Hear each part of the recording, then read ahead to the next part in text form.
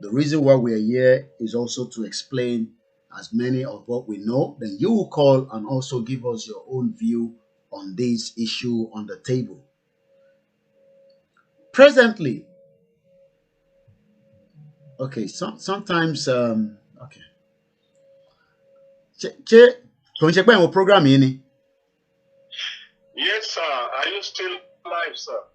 Okay, we are live, but you're with us or not? Sorry. Okay, I will call again. All right. Thank you very much. All right.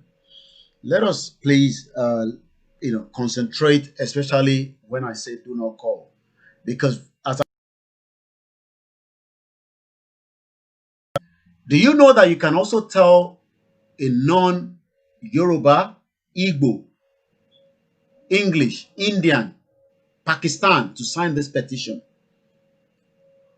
It's not just about us alone that needs to know about this petition. The petition can be signed by anyone. It is only the poll that is. So any one of your friends that are non-Nigerians can also sign this petition. So you can forward it to them. Protecting the people of southern middle belt of Nigeria from Fulani genocide. Do everybody agree that there's genocide in the country? We've talked about that so many times. We know that there's genocide. So for us to enable the UK Parliament to talk about these the same way they have responded to 187, 19 of those have already been debated inside the House of Commons. But we want to leave Nigeria, but we don't want, but we are dragging them. We are saying the colonial masters are the reason why with this marriage that is now enforced on us. But we have refused to even tell our English friends and family friends that, do you know that you can help us to sign this petition? Oh, maybe people don't know that. We're telling you now that this can be signed by the English, Japanese, Philippine, India, any country around the world that you are presently living as a Yoruba person. Your focus and your target is not just based on Nigerians alone.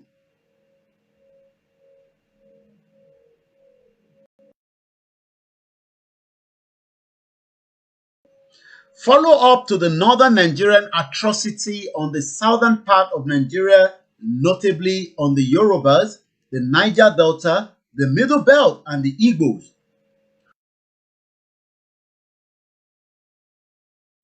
Beheaded in a gruesome act and of which the federal government of Nigeria has been unable to curb or sometimes.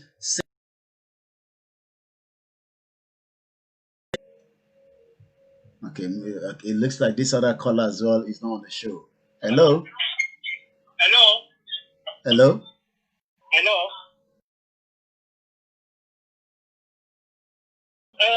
Mo ní pẹ́pẹ́ tí wà lórí platform. Ó kàn rántí pé charity ní petition yẹn máa tètè go round. Okay, ẹni sùúrù, ẹni Koiki wà lórí platform. Báwo lẹ ṣe mọ̀ pé wà lórí platform? Okay.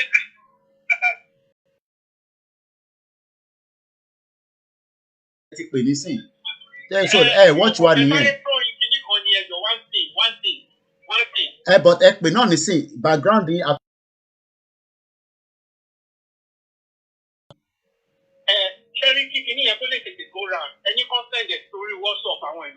Okay, all right. Okay. All right. Please, when you even want to call the show, let us respect that I am not the only one listening. As much as I can hear the sound from your own around the world, we'll be able to do the same thing.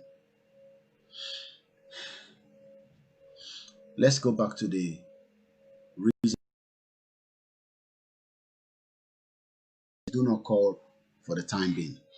follow-up to the northern Nigerian atrocities on the southern part of Nigeria, notably on the Yorubas, Niger Delta, Middle Belt, and the Igbos, of which an uncounted number of people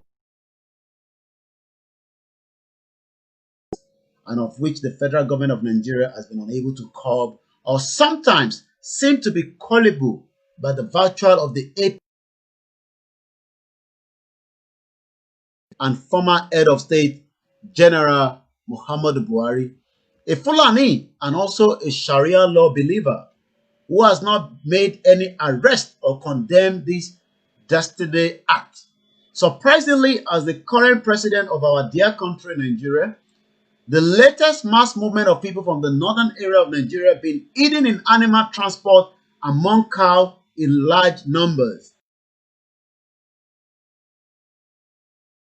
Fear, instability in the regions, as some of them were seen to be carrying rifles, mainly AK-47, and different sophisticated weapons arsenal. It's very worrying to be seen as a state-sponsor guerrilla fighters. This awareness is hereby brought to the notice of all the stakeholders and international communities who have business in these regions that a genocide of the like of Rwanda in the 90s. We need your quick voice to intervene by virtue of preventing this from happening, calling on the Nigerian government, which is not diverse enough but filled with Fulani kinsmen of General Buhari, not reflecting the constitutional provisions, including the military formation, this travesty, and the master plan of the northern Nigerian domain, fused with Boko Haram terrorism and now Fulani herdsmen agitation. My question now is this too much for us to sign? This is the question. Is this just too much to sign a petition that would also give us leverage to call Nigeria? You're watching a live broadcast. Please do not put your number on the thread. You can leave WhatsApp for the request of the petition and the poll. And I'm sure so many people have it as well. Let's take another caller quickly. A very good afternoon and welcome to the show.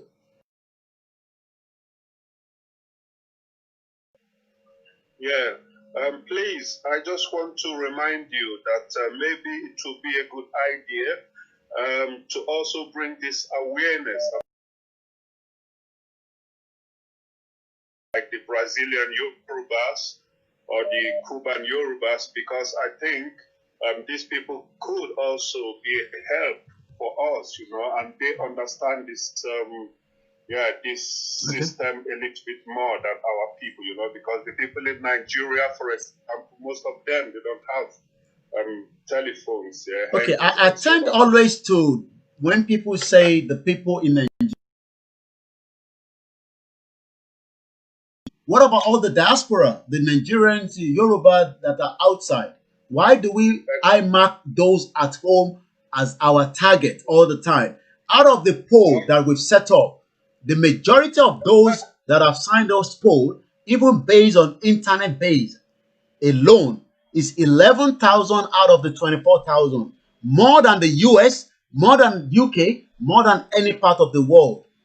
So why are people always using Nigeria as an excuse when we have millions of Yorubas, millions of Igbo, millions of people? 11,000, 13,000 people have literally signed a poll, more than 3,000 as against the one in UK. So why is that? I always find it very, like, you know, we disrespect them, even though we know that you know, we must carry everybody along. Yeah, sure. But I'm just trying to also say that maybe it is also good if we include our Yoruba brothers in Brazil. But those in Brazil that have signed the poll, they are not even up to 100. Yeah. This is why I'm saying let's bring the awareness. Okay, all right. Please, I want to say one more thing. I said this before, and I talk about this privately with you, Mr. Koiki. I told you my vision about getting our Yoruba nation. Yeah. I lost a piece of letter. We are writing letters to UN, to OAU. We are writing letters forth, and all the people who are Yorubas in diaspora or countries. So this is the way my nation, because we cannot play politics with the people who imprison us. We cannot. Good, okay, but my vision tells me there is going to come a time, and all we need to do is put a date and send letters to these people, just to let us do. We don't need the British, we don't need anybody. It is we. When we decide. So what you're saying is that we give an ultimatum. Exactly. Okay. Because if we decide, if we the people have decided, we have decided. We don't need anybody, to. So àlàyé ẹni sì ni pé kí àìfàǹfààní yé mi dáadáa, ìtẹ́ ń sọ ni pé ká kọ lẹ́tà ká dẹ̀ fún wọn nínú lẹ́tà yẹn pé ìjọba ìbáyìí o àwa ti kúrò nínú Nàìjíríà o. Ṣé gbọ́ speech mi níjọ rally ṣe láǹfààní àti gbọ́. Yes sir. Mo gbọ́, mo rí gbogbo ẹ̀. Kò bad náà. No, ẹ gbọ́ kọ́ ni mò ń sọ ò ní kankan tí mò ń bí fẹ́. Nígbà tí mo sọ níbẹ̀ pé ó máa dé stage kan a máa sọ pé a nílò Nigerian passport yẹn mọ́. A máa destabilize systems all over the world. Exactly. Ẹ jẹ́ káwọn èèyàn wa mọ̀ pé decision tiwa, what we decide is what we want for ourselves, and nobody. We don't need any. Gbogbo eléyìí tá a fi ṣe ń pé.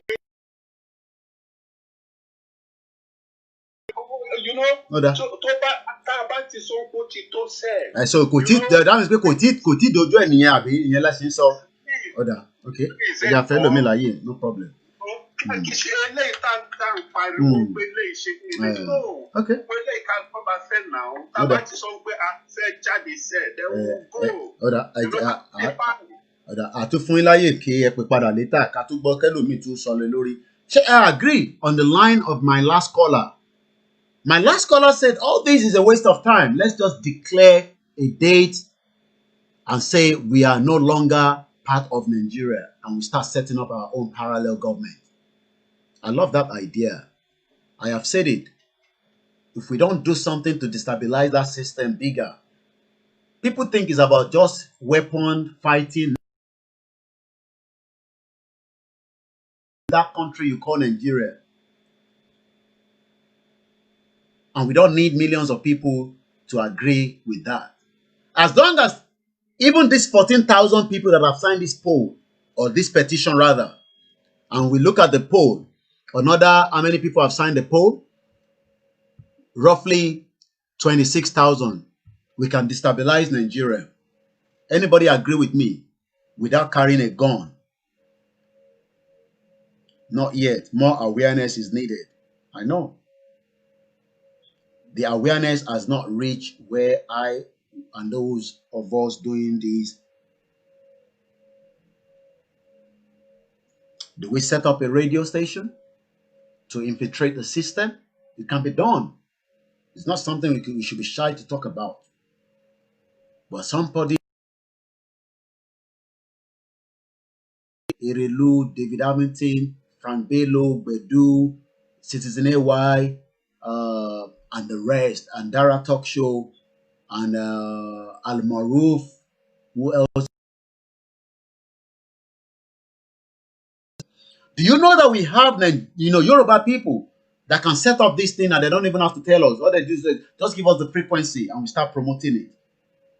Should we start properly or should we do the groundwork? If we're going to do the groundwork, who is going to be responsible, for providing the logistics? When we say logistics, people automatically think maybe it's money. No. Sometimes it's the equipment, the anvil. We have people that are already signing the manual part of these polls. But every day they are saying there's not enough. So are we serious? Is it time that maybe we give our time by this time next year? Every one of us hands up on that Nigerian passport and we create problem around the world. We can do that. We stop using the Nigerian passport. There's nothing they can do. We will start declaring that we are not Nigerian, we are Yorubas. In we will travel, but we will not go with the Nigerian passport. For those that are still holding that passport, we will destabilize the system around the world. We will create problem from the airport. We get to the airport, they say, where's your passport? You give them a document that is not Nigerian passport. We can destabilize it. Can anyone set up a radio station? You don't have to consult us. Just give us the frequency. The Biafra have a radio station that is operating in Nigeria. But somebody wants Koiki Media to go and do it. But yet, nobody wants to fund it. That is where the problem is. We must do something. We can't just be talking every day. We've done the October 1st rally. Oh, we should wait for the Yoruba World Congress and the rest of the organization to prop up.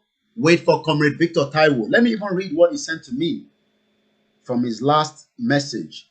Okay, let's quickly go back to Oshodi, then I won't take calls again for a few minutes. Ẹ̀gbọ́n sókè bàbá wa. Hello, Chegbo mi. Ẹ̀gbọ́n sókè à ń gbọ́ yín. Ṣé ọ̀rọ̀ tí ẹ ń sọ nísìn tí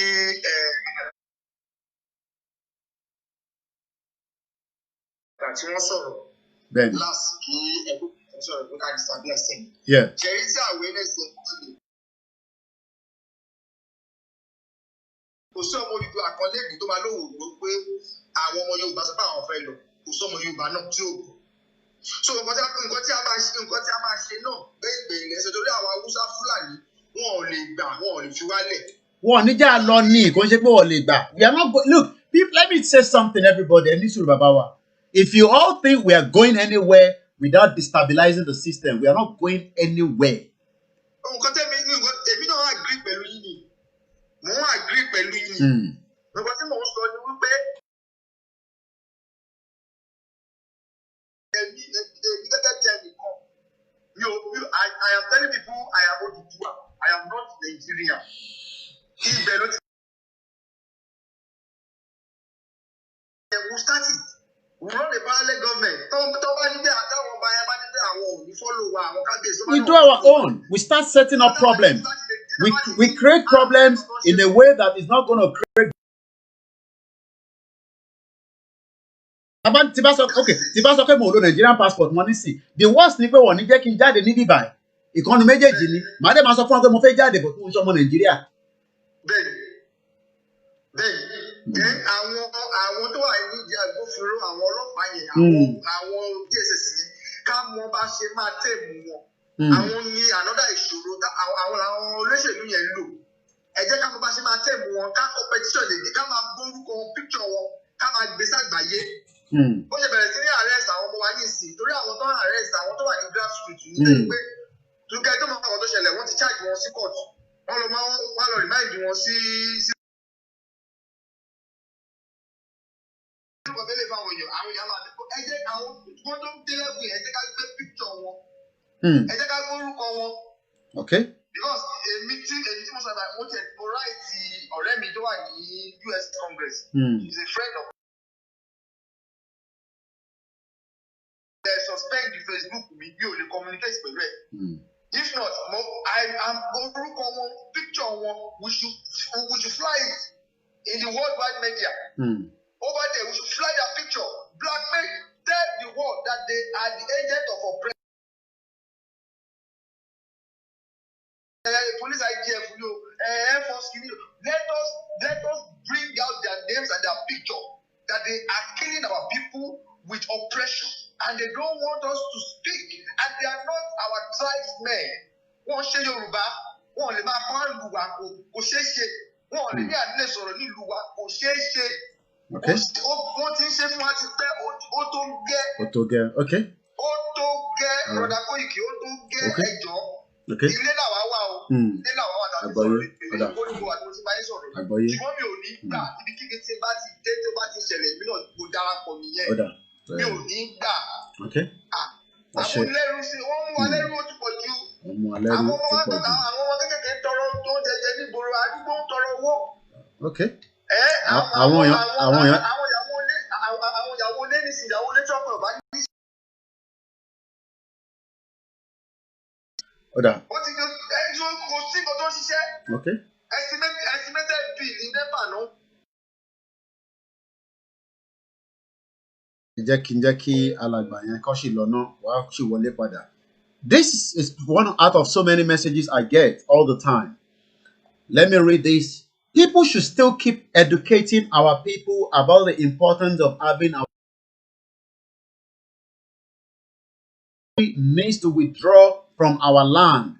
The World Organization, please hold the calls for a few seconds. The World need our nation back.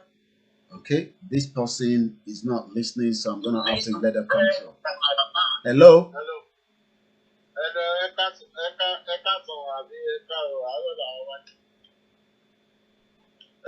Everyone's okay, I'm going.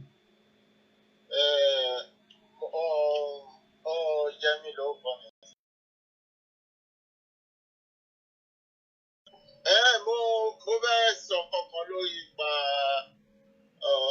nípa báwo ni nípa ọ̀rọ̀ bàbá Sunday Igboho. Hello. Kí ló ṣe bàbá Sunday Igboho? No, mo kàn fẹ́ sọ kankan ní pé like why tí a sì lè máa recruit àwọn èèyàn sí like for nípa security force. Yeah, those are things we cannot say on the air. You know, those are sensitive.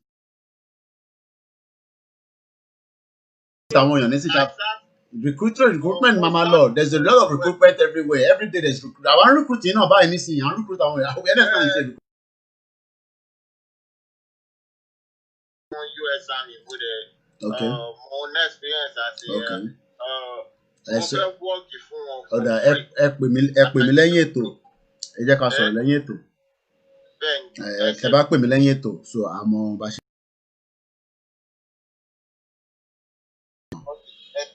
These are part of what we say. The awareness has not reached the peak. I have said it myself. I say to everyone, I need 6 months. Me, I don't know about any other organization. 6 months will lapse in December. And then we can review everything we've done so far. Who agree that we need a radio station now? Now.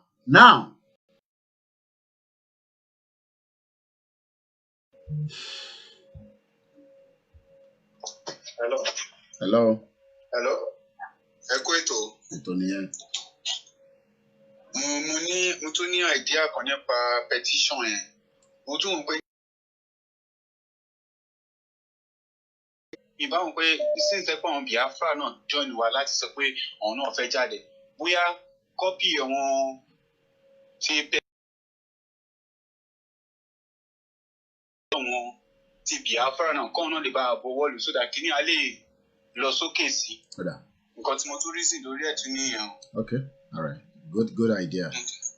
Please hold the calls because I'm still reading from so many of the messages I receive all the time. I'm just reading one out of so many of them. People should still keep educating our people about the importance of having a nation. We do that all the time. And everyone I expect to also do the same thing. I need to educate àwọn. Because ẹlòmíì ò mọ ìyàtọ̀ ìtàn ṣe. Ó ṣì mix it up with the politics of ìtàn ṣe, politics àmàlà kan ṣe ní Nàìjíríà. Nígbà tá a bá lọ ṣe rally, but ìyá yẹn ti gbàgbé pé tóun bá dé hospital wá gbà ju 1,000 naira lọ́wọ́ ẹ̀ lọ ọmọ àtúkù mọ́ lọ́wọ́ àwa máa sunkún àwa ní à.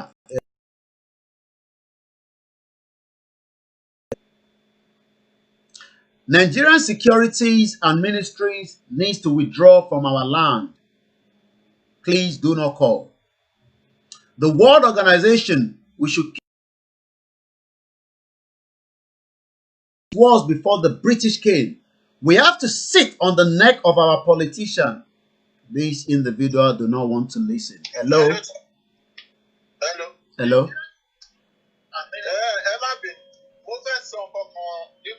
Petition, like,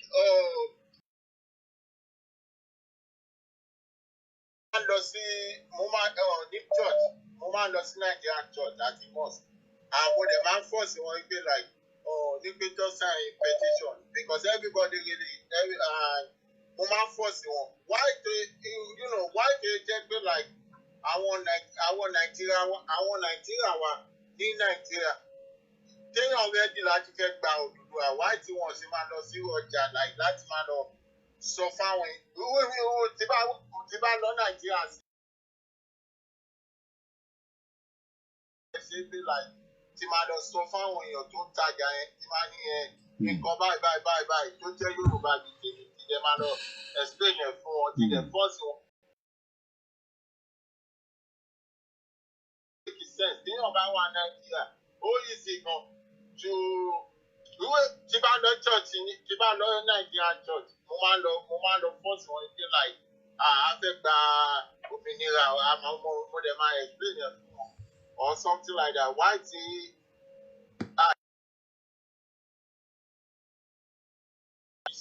tó bá jẹ́ nǹkan tí wọ́n lè fowó support ni tó bá jẹ́ nǹkan tí wọ́n lè fowó support ni wọ́n lè fowó support. Okay. All right. Ìyẹn tó tún make sense. Kò sẹ́ni tó máa wà Nàìjíríà láti ẹlòmíràn ní kíní láti lè sáyẹn ẹlòmíràn. Okay, why? Okay, again the question I still not get. They complain to those in Nigeria when those in Nigeria have signed the poll more than those in US.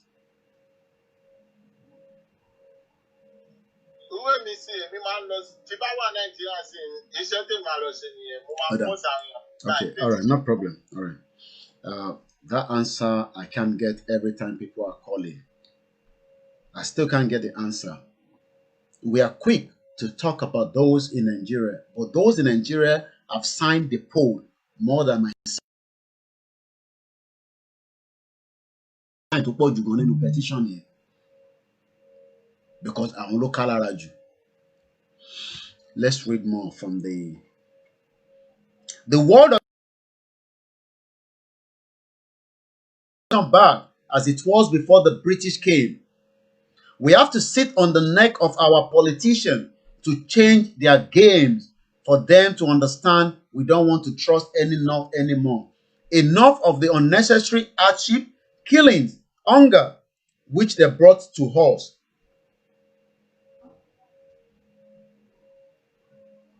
That is a message from one of our followers in Ireland. We don't need no slave masters on our land and no more exploitation of our resources. We need enough for ourselves in the future. The world is going cashless anyway. I'm just reading some of the messages. These are the messages I'm getting every day.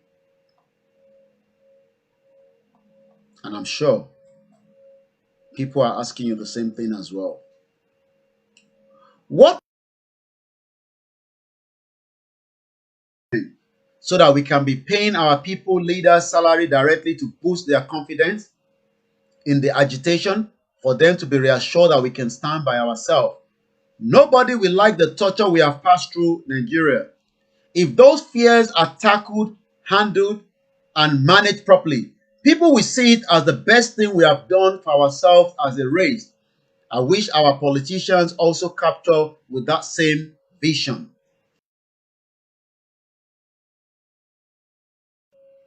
Any other thing is just a waste of time, creating more problems and chaos as usual. We are no longer interested in that one Nigeria slogan. It means nothing good, but rather evil. Is it time? Internet working, not the one that needs internet.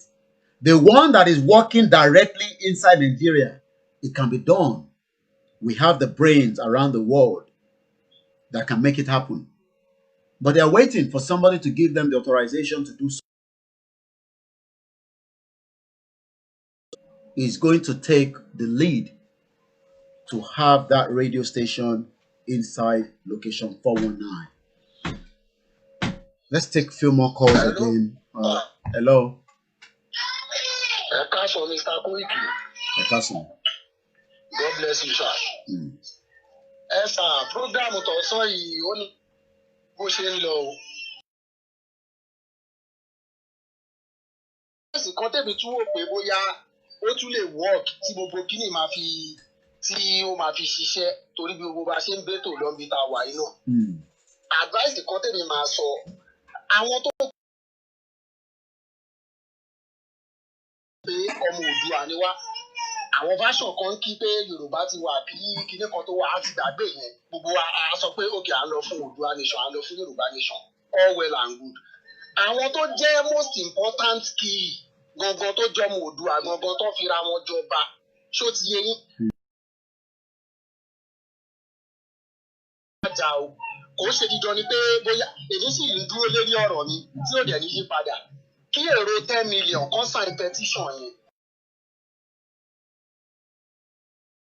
Torí pé kí ni tí òyìnbó bá wá kó wa lẹ́rú padà wọ́n máa fẹ́ kẹ́jẹ́ sùn kẹ́jẹ́ bá ti sùn àwọn máa ń kọ́ mi tó bá ti wá kọ́ mi wọ́n wá sọ pé ṣe mọ̀ báwa la fẹ́ tún nǹkan báyìí èyí báyìí. Ẹrú mi tẹ bá tún fẹ́ gbọ́ advice tèmi o tẹ bá táwọn èèyàn tó dẹ̀ ń gbọ́ wa lórí ètò báyìí tó bá fẹ́ gbọ́ nǹkan tí mo sọ àwọn tó jọ Oòduà gangan Ọba Ifẹ̀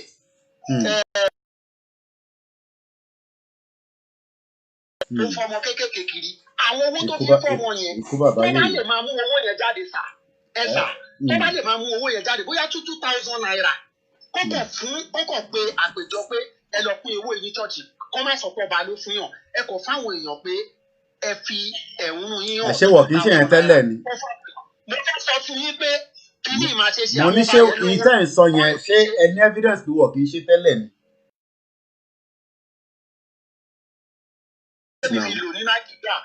ẹ̀yẹ ìgbà tẹ́yìn ti kúrò Nàìjíríà wọ́n lè ti ṣe nígbà tẹ́ kúrò Nàìjíríà. Bàbá ọkọ̀ òsíbì kankan tó ti ń ṣe bí ṣe ń pa àwọn èèyàn wá ń lé everywhere níbi tí tó bá lọ sádùúgbò tó pín owó dọ́dọ̀ balẹ̀ pé ẹ ṣe nǹkan báyìí tó dẹ̀ fa àwọn èèyàn tó mọ́nítọ̀ bírú àwọn chairman Sunday Igboho tó fi gbogbo wọn yẹn sí tí gbogbo wa káàtà ń fẹ́ràn àlàyé yẹn lọ́wọ́ ṣó ti yé yín tó bá lè ṣerú nǹkan yẹn bàbá mò ń sọ. But àwọn ọba yóò support ókè ń sìn ṣé irú Tinubu tó ń lé 20 ókè káàtì ẹ̀ wá sọ èmi mi ò láìkì kankan nu already ṣó ti yé yín because èmi ò ń ṣe politics but nǹkan tẹ̀bi advice kan tẹ̀bi tún rò pé bóyá ó lè mú ọpẹ́ wá fún wa nídìí nǹkan tá à ń ṣe kàmákọ̀ máa lament lórí social media. Kankan ṣùgbọ́n mo ń gbìyànjú kọ́ tèmi náà lè lékè pé ẹ̀yin tèmi ẹ gba nǹkan báyìí ẹ ṣe nǹkan báyìí mi ò ṣáà sọ fún yín rí pé mò ń náwó mi fi máa ṣe ọ̀rọ̀ bánà ṣe gbogbo kìíní mi ò ṣáà Sunday Igboho gan tí mo pè ó gbé kọ́ yẹn for the first time ìgbà tó máa di ẹ ti ọ̀dà conversation ọ̀dà. ṣé ti ẹ̀yin bọ̀dá dúpẹ́ lọ́wọ́ Ọlọ́run ẹ sọ fáwọn ọba tó máa pín owó kiri ó máa ṣeé ṣe tí ọba ti pín owó fáwọn èèyàn ebi pa àwọn èèyàn kọjá káàkiri wá ní kó máa ṣe protest o God bless you sir. So, you don't know what the caller will say until they start. All have different minds. Gbogbo ala ní oríṣiríṣi àmọ̀ràn. Ìtẹ́lómi máa sọ nísìn tó bá tún pè nísìn. Ìtẹ́ni tó pè nísìn máa sọ ó máa yàtọ̀ sẹ́ńtẹ́ni ẹ sọ. Orúkọ yín bọ́lẹ̀ tí ń pè wá. Kingfisher Owólabí ló ń kọ́ ẹ. Ẹ ṣe kíákíá àgbọ̀ yín. mọ̀ pé ó ti pẹ́ tí o ti sọ pé ká má call mo tẹ̀sí mo ń dúró díẹ̀. ẹ̀gbọ́n ẹ ti wọlé ẹ má tún lọ sẹ́nu bẹ́ẹ̀ ẹ lọ straight ẹ ti sọ yẹn nísìnyí ẹ tún gba táìmù nìyẹn. nǹkan mẹ́rin mo fẹ́ sọ ó mọ̀ ọ̀gbẹ́ni tó kọ́kọ́ sọ̀rọ̀ pé a máa kọ lẹ́tà a máa ṣe gbogbo ẹ̀yẹn very important. ẹ ṣé wọ́n ti kọ lẹ́tà yẹn láti join ni how long ló tètè fi kọ lẹ́tà. dúnà tá a bá ti ń kọ lẹ́tà a máa enforce yẹ that is one key mo sọ nǹkan tí mo wáyé mo sọ fún ẹ pé a ní láti ìmọ̀ràn yẹn a ní láti ó lè láti. ó mọ̀ pé àwọn ọba tí ọ̀gbẹ́ni sọ nísìnyí pé àwọn ọba àwọn iléeṣẹ́ yes àwọn ọba aládìní win support wọn ultimately thirdly rántí lánàá pé mo bá sọ̀rọ̀ pé next step wa ó yẹ kó jẹ́ àwọn grassroots ta ló expect pé àwọn ọmọ kékeré lá jáde láti bá gbogbo wọn jáde so a máa intensify grassroots kíní wa tó yẹ ká máa ṣe báyìí. pé mo wá èèyàn tó máa sọ̀rọ̀ lóṣùkú so that àwọn wọn máa lọ school máa sọ fúnra wọn àwọn bàbá mélòó wọn lọ ń vote ṣé báwọn 18, 20, 23, 22 to 40 wọn máa lọ ń vote tọ́mọ kan bá support yẹn so that's number 3 so number 4 lọ́rọ̀ tó sọ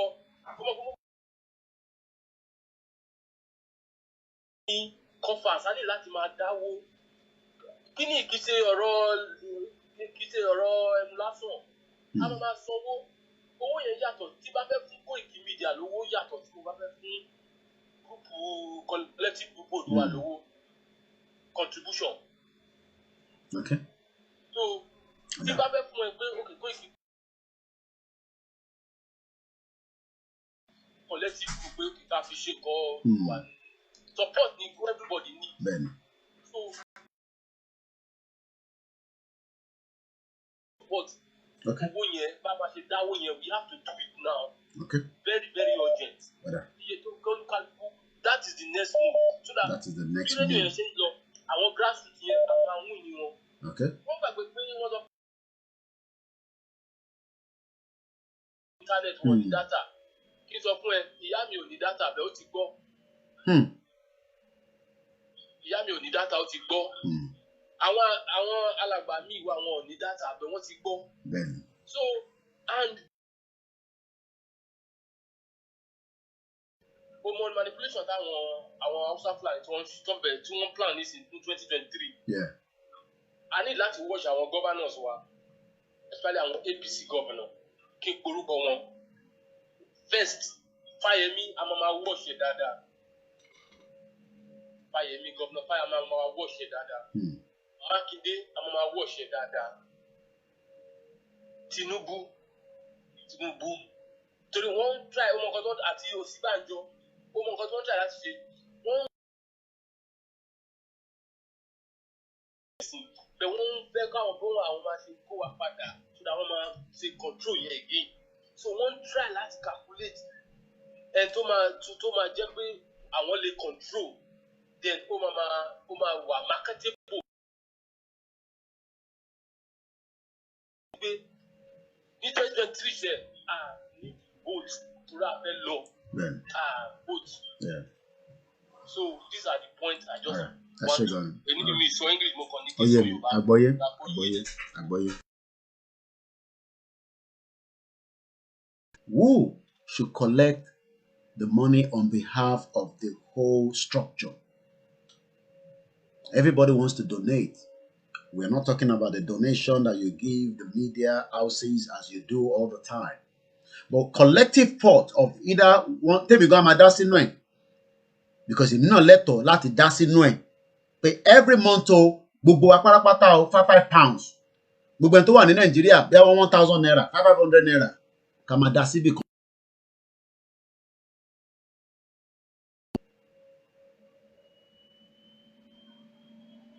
I am asking the question now. I've thrown the question onto the portal.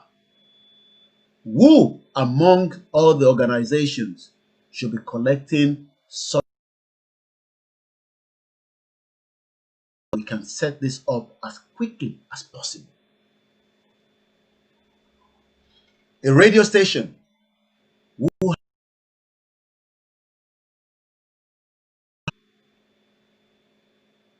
so that we can have this up and running as quickly as possible. I'm not talking about internet radio here now. Forget about the internet radio. So anything internet, just leave it. But also, we have all our videos available to give to you, but you have to source to you because I cannot do that. I don't have the fund. But all the videos we have done from the beginning, apart from the one that we lost, page Wale Walata. I think we lost about 30 episodes. I have all the videos right with me now. Do you need it? Let me know. We put it on a memory stick, 3 episodes, 10 episodes. We put it there, we post it to you in America, in Germany. You duplicate it as well. Or you go and download it yourself. But I have made it easy myself every day. All my videos I've downloaded every video I have because I don't want to lose just like I did with Wale Walata. But Koda, you download it. Every video I've done, I have them on my system downloaded already. And I'm ready to share that with you so that you can then also give it as a gift to the next person, to the next person, to the next person. And they don't need any internet to watch that anymore. Let's take another caller. Hello, caller.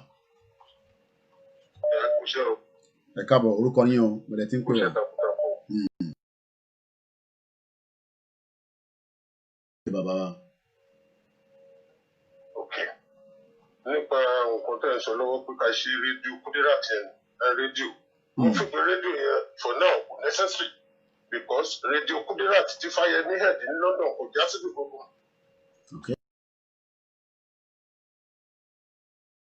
Okay. Nǹkan tó lè tètè sẹ́tù nìyẹn. Àdí àtẹ̀mí tó mú wá ni ẹ má bínú. No, gbogbo ìbínú eléyìí ń sọ̀rọ̀ bínú à ń lára no because lè máa wá jókòó máa èmi ò look I have said it. Ọ̀rọ̀ ta lè máa jókòó máa ọ̀rọ̀ sí àdọ̀tà máa sọ títí di 2 years lélẹ̀. Lè máa sọ̀rọ̀ lọ títí. Ẹni ká create chaos. Irú chaos wo ẹ fún wa lẹ́yọkan náà ẹ àbí ẹ sọ náà ẹ. Ẹ náà ni mo sọ irú chaos.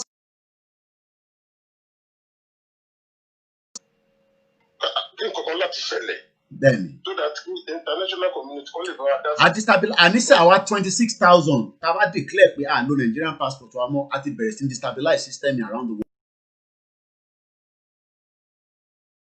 Fáyẹmí jókòó ti London pẹ̀lú gbogbo ẹ̀ náà kò gbọ́ síbi kò gbọ́ padà lọ dé gómìnà London ní Nàìjíríà náà tún kú rẹ̀ so ẹgbẹ̀gbẹ̀rún rédíò kan fún ẹ̀kọ́ kan wá nǹkan míì. Okay. Ẹ̀yà tó fẹ́ lómi láyé. Do you agree with the last caller? That we don't need a radio, but we need to create a chaos. What chaos can we create? There are millions of different chaos that can take place without even a weapon. Some people want weapon to come in and fight. It's as simple as that. It's not something we can say. Some people are ready to fight. Let's go to France. What chaos can we create? There are different chaos that can take place. Eti wọlé bàbá, ẹ bá mute ti background. Okay. Okay, ká san ẹ kú iṣẹ́ o takuntakun Ọlọ́run Elédùà wà pẹ̀lú wa o. Gẹ́gẹ́ bí my own perspective nípa contribution tí wọ́n sọ yẹn, it's a good idea. A ó rí i pé àwọn tí wọ́n jẹ́ àwọn aṣáájú wa. Táwọn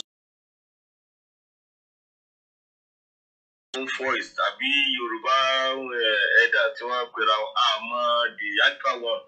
Town follow nínú wọn nísìnyí. Okay. Now, this is the important issue wípé a fẹ́ máa dá owó. Ta ló fẹ́ spearhead the àkáǹtì tá a fẹ́ ṣe Yorùbá One Force là ń lò ní àbí Yorùbá header sáwọn ni wọ́n ń ṣaṣíwájú wa ní. Because we are in a situation of confusion. Àmọ́ the actual one gbogbo wa kà wá lókùnkùn ni.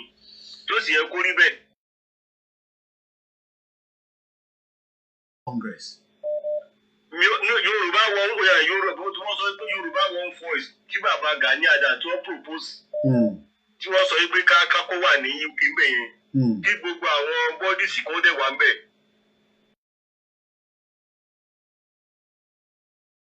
Fún wa lẹ́tọ̀ ni àwọn Yorùbá elders àwọn náà tó. Àwọn ní Yorùbá elders. Àwọn tó ní Yorùbá elders.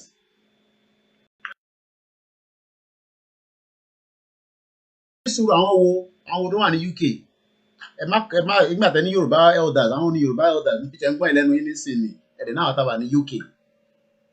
Nísìnyí ìṣẹ̀rẹ̀ pé gbogbo the majority. Yorùbá World ṣé Yorùbá World Congress lè ń sọ torí ẹ̀ tún sọ. Àwọn yẹn bó làwọn yẹn ti jáde who are the Yorùbá elders tẹ́ ẹ sọ yìí. Ní UK náà ni wọ́n wà náà bí Yorùbá.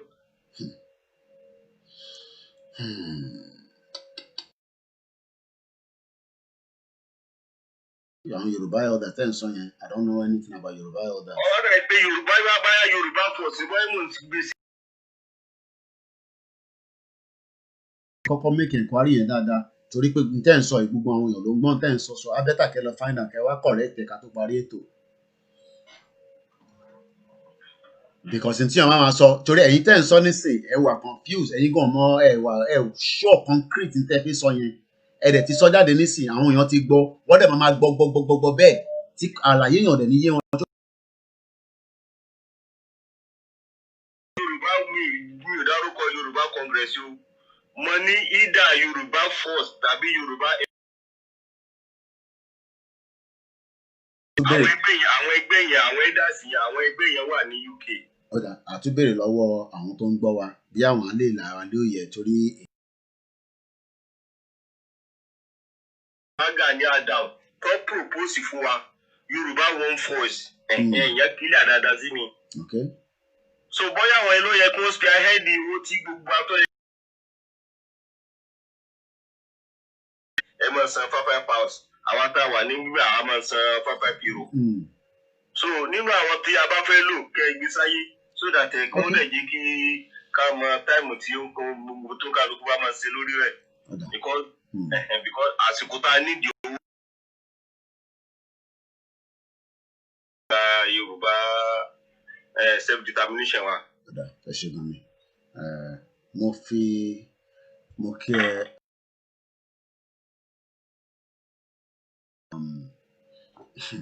You can see where there's going to be a lot of tidy up. People wants to contribute.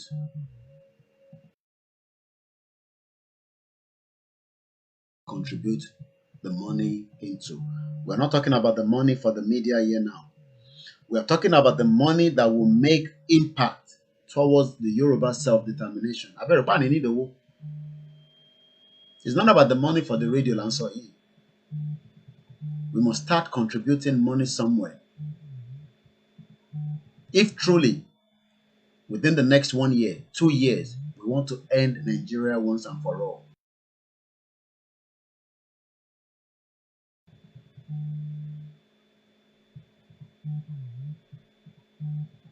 Make an account, take them to the old and is going to do it. Who out of those organizations? I am just a media person. Mine is to create awareness using my own media brand.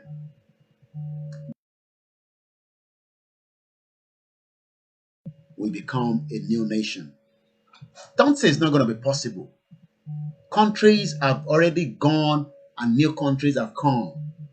So if you think that there will not be one country called Yoruba Nation, because some people are thinking that there will not be a country called Yoruba Nation, it's just a fallacy. We are waiting and see. Spiritually, Yoruba Nation will come true. Physically, it will. From what we are doing now. 2 years ago, nobody predicted COVID or whatever is happening around the world. Last year, no one thought the Yoruba people will congregate around the world on the 1st of October to demand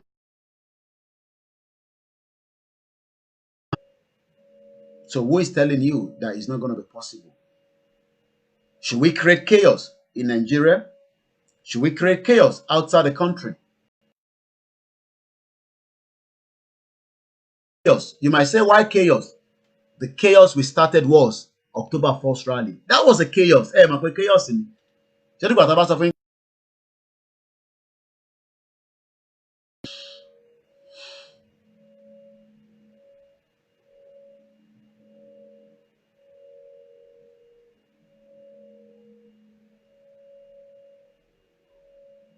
Please, as far as I know there is Yoruba One Voice and there is Yoruba World Congress. I'm just hearing another one from our brother that called, and I've told him to verify that he's listening to around the world. It's not just about me alone or you watching. Some people will come back and watch this broadcast and what,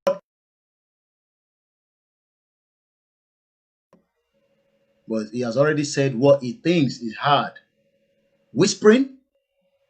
Who out of all these organizations?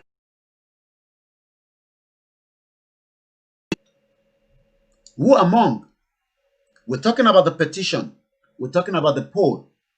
Who among all these organizations is going to promote it on our behalf? People wants to contribute. Who do they contribute money that will make a Yoruba nation that we are all clamoring? Let's. Hello. Good afternoon, sir. Good afternoon. Well done.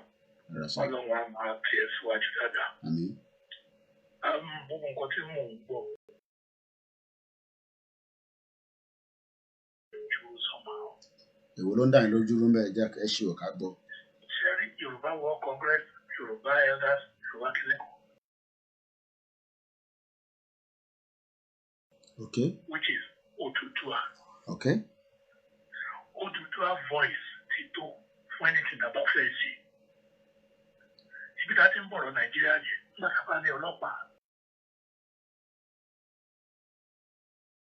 can I come in quickly there, sir? Yeah. But one registered under UNPO with a name, and that name. Yeah. Even if we say Odudua, but we have to register somewhere to talk to the international. International community so create Baba Wala. I'm telling you, that is my own opinion. I want that one more than anything else. It will be faster. Yeah. Okay. Under the UNPO. I don't know whether the Yoruba One Voice have registered somewhere that I'm not aware of. But then, if one has been registered, maybe for awareness purpose, we don't know. That is where the question people are asking. How do we then bring all these into one bracket? Because we need fun. People don't. As one, see, I've any obscene idea. Why can't we just affect the labor?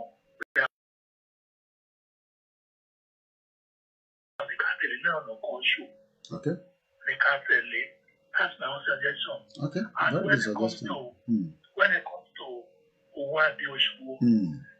original leaders are chosen by God. Okay. Leaders are chosen are not made by men. Or they are made by God and not chosen by men. Okay. Unconsciously, you can put your character to that's what you want to do. Affair or no lose. And you have that's all right. That's why put your character to Sunday go that's what you want. Tell them my call is true. To the draft. Now, I want to move our back. Wọ́n á alágbára kan tó jẹ́ Sunday Igboho tó jáde kó àwọn akọ̀kọ̀ lójú tí wọ́n ní kó má jáde àwọn àgbà ẹ̀ wá bíṣọ̀pù ni bí wọ́n ṣe ń kọ̀ ọ̀rọ̀ Odùduwà lónìí láti kà wọ́n á kọ wá kọ ìwọ tó ń sọ̀rọ̀ yìí náà pé ó wà lórí olókè òkun ó ń tó sí wọn. So this treaty inform arithmetic rẹ̀ wáyé tí a fi lò yìí lórí ọ̀rọ̀ owó ẹ̀yin ló dẹ̀ kó sí lọ́wọ́ tó wá jẹ́ pé lẹ́jẹ̀ wá ní. Tábà ní ká lọ mú pátá àwọn Yorùbá kí ní wọ́n dá níbi ọ̀rọ̀ owó olówó dé. So, make sure pé ó better that way. You have been made by God.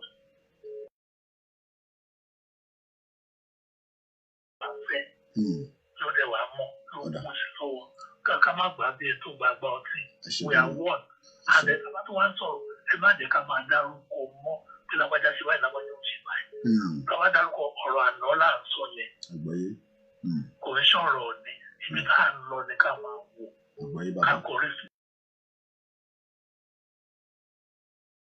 Is the best weapon here anywhere in Italy. Okay. The first weapon. No, because it's a different thing entirely, but I didn't want to really, interject about because Radio Kudirat is something. Ilulam fight is unique, but our fight here is a different cause entirely. So everything else is different cause, but it's quite understandable where they're coming from. Yeah. Whatever name is has to bear. The radio is the number one thing about on it. In anyway, I don't know what you mean by chaos. Yeah. Radio not like oh yes, because that's my. I might have said rally because all that chaos not me. Radio is the only difference is online based, laughing shit, and a bit of legwork. Radio is more popular than television. Like by it. So it become not like my announce at my way. Unless if I come out cool or announcing both me, so to work. So to me, I should go now. Thank you very much. I should go. Amen. Amen. Amen. Lágbára Ọlọ́run. Àmín. I should go, Baba.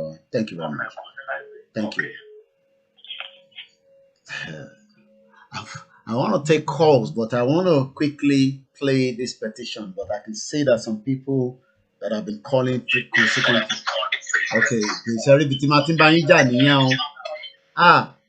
ẹ ti wọlé ẹ tún gbọ́ gbogbo tó ń ṣẹlẹ̀ nulẹ̀.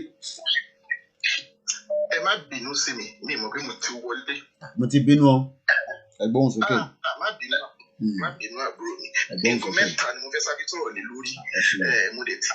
Mo ti kọ wọ́n sílẹ̀ sómi pé àtẹ ọ̀pá. Mo láìkẹ́ bẹ́ẹ̀. Number one, who do we contribute to? Okay. Ẹnìkan tó sọ̀rọ̀ before ẹni tó sọ̀rọ̀ sí wa last. Ó sọ̀rọ̀ nípa àwọn elders kan and things like that kan. Something else tí Gani Adams tó dá sí Labour ní London. Mi ò pé gbogbo àwọn yẹn wọ́n lè pẹ́. Alright, line yìí ń lọ ó ń bọ̀ bí ẹ fẹ́ move a little bit. Get in touch pẹ̀lú UNPO ọ̀nà àbí. Ẹ mute ti tinúlé yẹn pátápátá ẹjọ ẹ mute tinúlé yẹn ẹ mute tinúlé pátápátá ẹ lè máa wojú mi ká lè gbọ́ yín lórí phone ẹ láti padà again because line yẹn fade in between so ẹ bá mi start again mo ṣì ń gbọ́n kankan tó ń dún nínú lọ́dọ̀ yín lọ́n I don't know whether it's the line. Báwo ni bàbá yìí? ẹ bá wa gbọ́rọ̀ yẹn má bínú because ọ̀rọ̀ tẹ́ fẹ́ sọ key point lẹ fẹ́ mú jáde and it is important. Má bínú sir. Nǹkan mẹ́ta ni mo fẹ́ sọ. Number one, who do we contribute the money to? Èmi rò wípé Yorùbá World Congress tó lọ represent wa ní UNPO àwọn ló yẹ kó organize ibi tá a máa fi lè sí. That is my number one point. Okay. The second point, however, ni wípé I have been visiting Yoruba World Congress website to register with them. fẹ́ register pẹ̀lú wọn ṣùgbọ́n ó dàbí wípé there is something wrong with that particular website. Picture killer ni mo rí mbẹ̀. Picture Baba Banjimbe. So we need somebody like me will need to sort of get a clearer understanding of that. The third one, which I said I'm going to be quick, ẹni tó sọ̀rọ̀ lásán sọ̀rọ̀ pé kó wà lára àwọn tó máa lead wa, my brother Yomi, ó lè sí lára wọn, because kò kí ṣe pé ò ní qualities yẹn. However, tí wọ́n bá tún wà lára àwọn ká ló máa bá wa hold wọn to account. That's it. Mo mọ̀ pé ìyá wa Òṣàtọ́lá ó ti sọ wípé èpè lòun máa ṣe fún wọn. Òun dẹ̀ ló máa fi èmi àti ẹ̀ṣẹ̀ṣẹ̀ communicate láìpẹ́ lórí Facebook náà ni. Ìpè èpè lòun fún máa. So we need somebody like you, we need somebody like Òṣàtọ́lá to stand in a place. Sure, wípé wọ́n ṣe nǹkan tó yẹ kó ṣe. So ibi mẹ́ta tí mo fẹ́ sọ̀rọ̀ sí nìyẹn. Contribution yẹn what Yoruba World Congress ló yẹ kó organize it, and there are people who are ready. You know that I'm ready. Láti support push fún kìíní. Thank you very much. Ẹ ṣé gan-an. Ẹ ṣe sùúrù ẹ̀yin tẹ́ ń pè wá. Time ṣì wà, but ẹ jẹ́ ká ṣe sùúrù. Màá mute volume yìí. Ká bá padà wá, let's get it clear that we cannot shy away from the reality. The reality is we are sitting here talking about this petition, but have any of the organization pushed that petition up?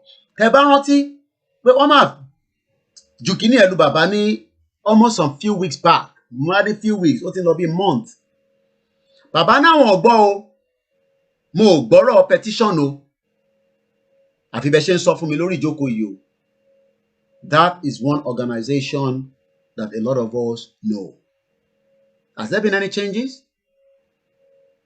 We're talking about a petition, but we can't talk about petition as Koiki Media. Èmi kàn mo ní petition. Gbogbo ọmọ Yorùbá ló ní petition. But organizations also have a role to play to make this petition work. Èmi bí yín ni, mo ń bí gbogbo wa. Ta ni a máa gbé petition ilé lọ́wọ́ tó bá ready? Ta la máa gbé pòlì lọ́wọ́? Ṣé Koiki Media lẹ fẹ́ gbé fún? Àbí Heritage?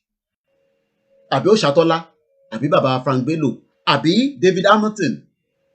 Àbí Màmá wa Erelu Àbíkẹ́? Àbí ẹ̀yin kankan tẹ nídẹ̀? Who are we using that petition and the poll for?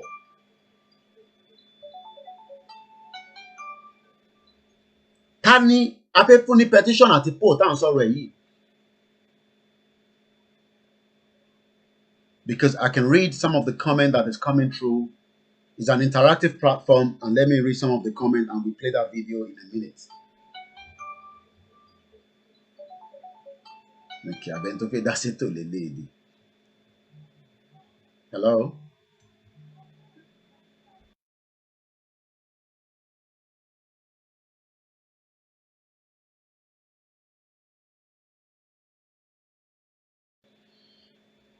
Am I wọlé? What I am asking now is, I've missed some of the comment coming through. Let's see if I can get a comment from here. Be mindful of the people in charge of the Yoruba World Congress.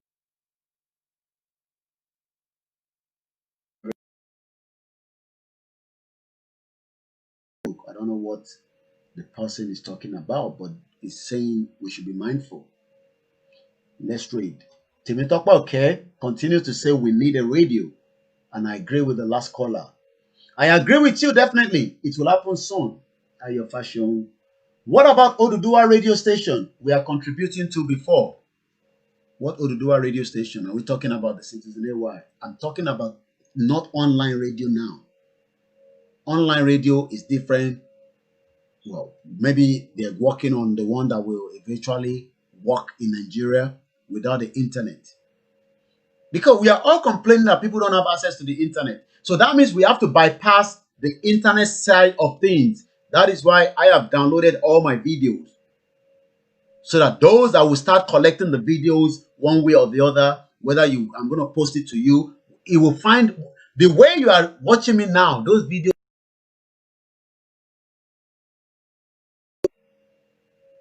is ongoing process. We're working on that. Very soon they will call you from your own village. We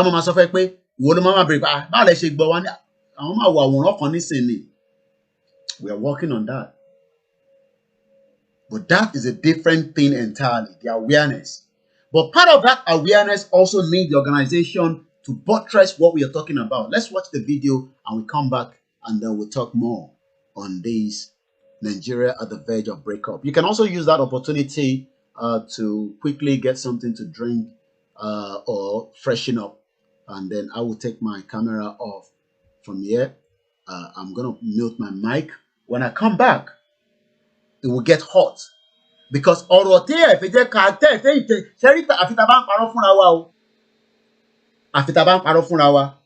because we need to get a Yoruba nation, but we need every hand on deck. Why is it that our media anyway? So because people don't hear that when I say that, so I'll just not even say. When you call, I'll just ignore the phone. But it's just that it disrupts my device that I'm using here. That's the only problem. So that's why I cry all the time. Don't call, because we have so many equipment and it might interfere. That's the problem.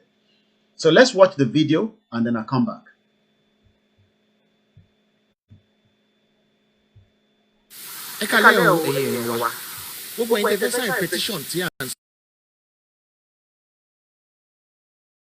Link yẹn tẹ́ bá ti click ẹ̀ á gbé nǹkan tó ń show yìí jáde fún wa.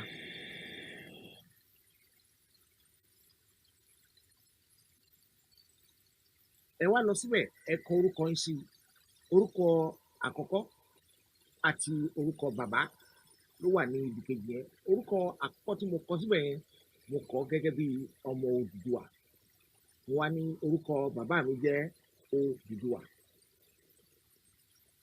Nígbà tí mo kọ yẹn tán mo wá kọ email address mi, ibi tí wọ́n fi ìwé ránṣẹ́ sí fún mi, mo wá kọ sí email address mi yẹn. Á jẹ́ email address ti yín gangan lè máa kọ sí ibẹ̀ yẹn.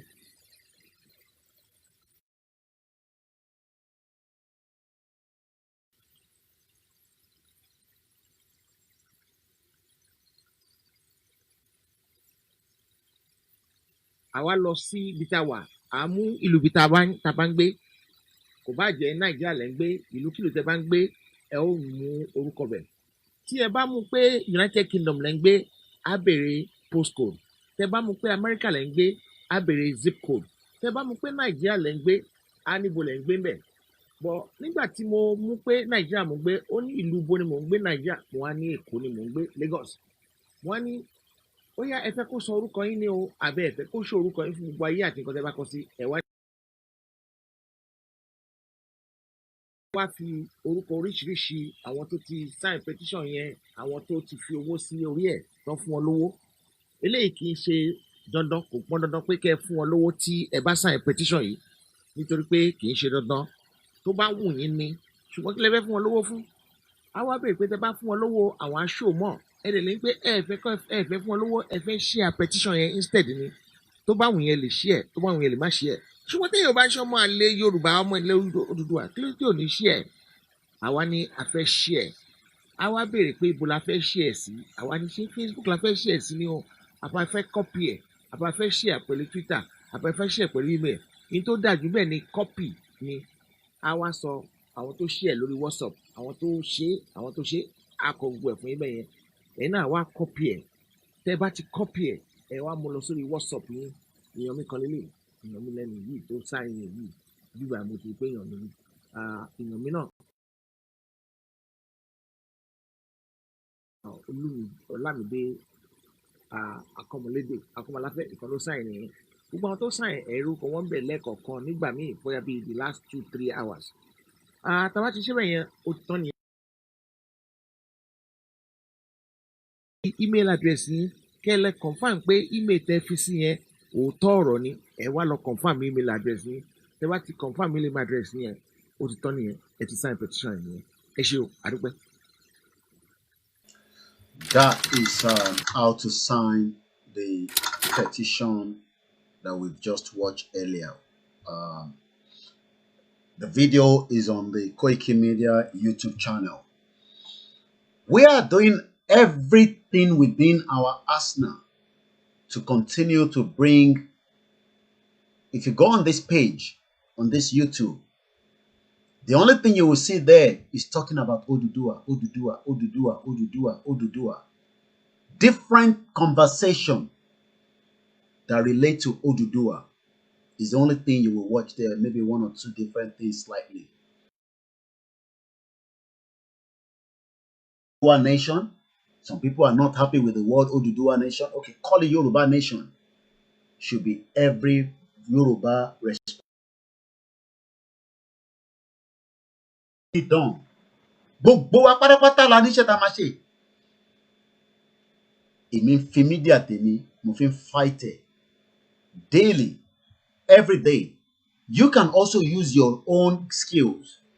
Let us watch this video just to remind ourselves again that we are not just talking, but we are also registered. The tribe of Nigeria has been accepted as the 45th member of the Unrepresented Nations and Peoples Organization.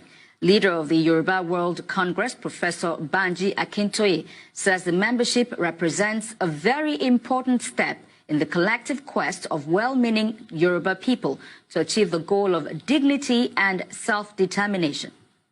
It is my great pleasure and pride to inform you that the Yoruba Nation has been admitted to the membership of UNPO. UNPO means Unrepresented Nations and Peoples Organization, with its headquarters in The Hague. The UNPO expressed their gladness to welcome the Yoruba Nation as a new member of UNPO, and they're looking forward to working with us. It is important because it is a great stride, and it represents a very important step in our collective quest to achieve the goal of dignity in the country in which we live, and also to achieve the goal of self-determination for our nation. Our Yoruba Nation now has a voice on the international stage via the machinery of the UNPO, which maintains a permanent presence before the United Nations and before other international agencies like the European Union, the African Union, the United States government, and the governments of various other countries across the world.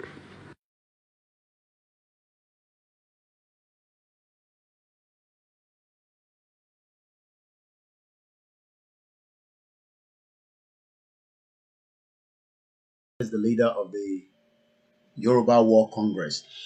We open the phone line again and let's roll it now. What next?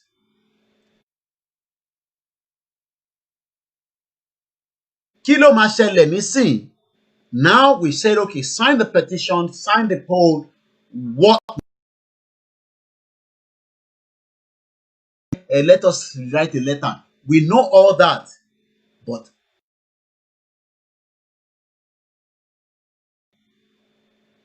for this actualization of a Yoruba nation, so that we don't leave it too late. Hold election. Forget about that. I have said it so many times. Election only hold in Nigeria, in the Southwest. Go and tell them, look at my face.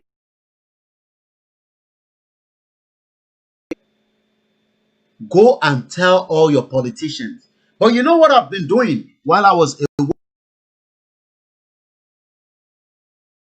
Team in Alausa, where they are also showcasing the what's happening there, I guess the NSAS or whatever is happening. Like I said, we have 14 volunteers, not full-time, but volunteers that have been with me for 2 years, even before we started talking about, Oduduwa. So this is what is happening presently on your screen there.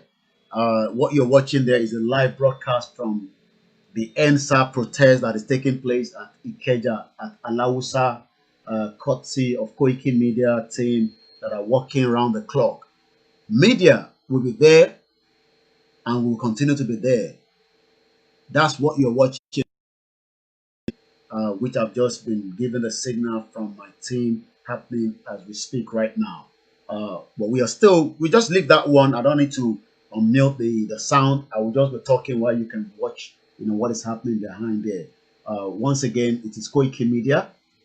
We bring the world closer to your doorstep, but we want to bring Yoruba Nation right into that location 9.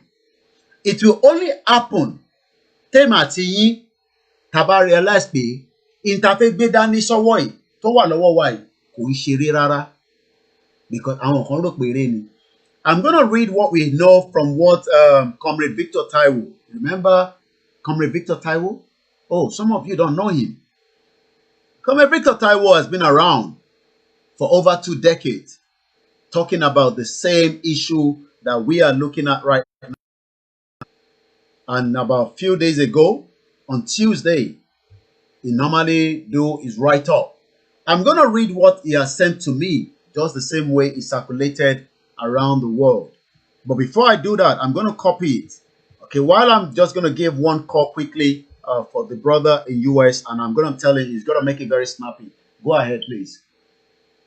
Brother, okay. Money question call you not that question, I think you should be able to give me some answer about. Okay, don't think I'm going to be the one to give you the answer. I don't know what the question is. You say the question first. I just like for us to be well knowing what you are doing on it. Okay. Do we have something like that in UK? Well, Kudrat Radio is a long time, but I don't know. I mean, maybe some people were part of that struggle.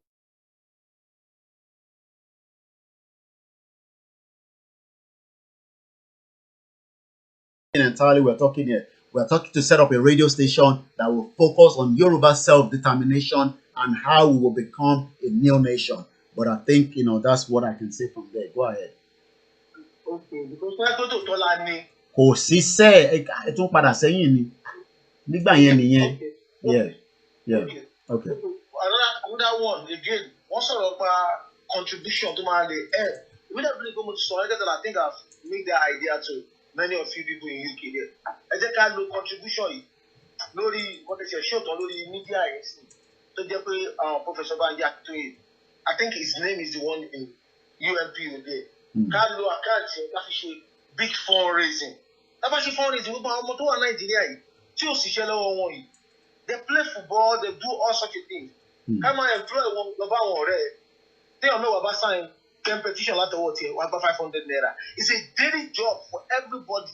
Oh, the bar is forest, the bar is about a account here, the big account here. The bar fee employ our people before now to December. I'm already changing see. Yeah. Okay. I want to mean, but you know how to convince 5 people. To 500 on your phone. That I will recover or 1,000 naira. Why did that I cover? Why did I cover? And me I should do 10 people law. Okay. All right. Okay, I'm not being a joke. Another thing. Also, one. See Yoruba, about any story, any history. If you want to move forward, see Oduduwa nation, but tell anybody long. Yoruba nation. Ibadan, Ondo, or Shubobole Yoruba. She do Yoruba law Sunday. So let's bring it together in one pot. Yoruba nation, if I go Oduduwa nation, never like Shongo, like Oya nation, like Obatala nation. Okay, Yoruba nation. Àtàwọn àfà ẹni bí, àtàwọn pásítọ̀ ẹni bí, Tọ́ni Oòduà ẹgbẹ́ kìíní kan ni, ó tẹ ọ̀rọ̀ wá lókè, ẹgbẹ́ Oòduà. Àṣẹgbẹ̀.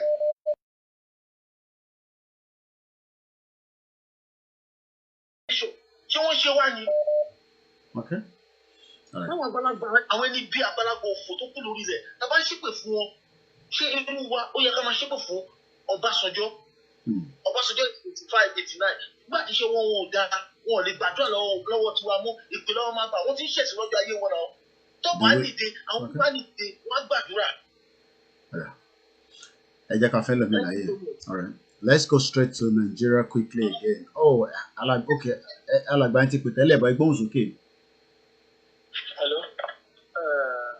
Mr. Koiki. Yeah. Everything local show who are very important. Radio were important. Who taperis were important. Who method tapelo were important. But question to be can not donate to one. Everybody, every organization, one man Walonda Yoruba World Congress, okay. Anyone who can form of all of them, Yoruba World Congress is the umbrella of them all. So, here 200 register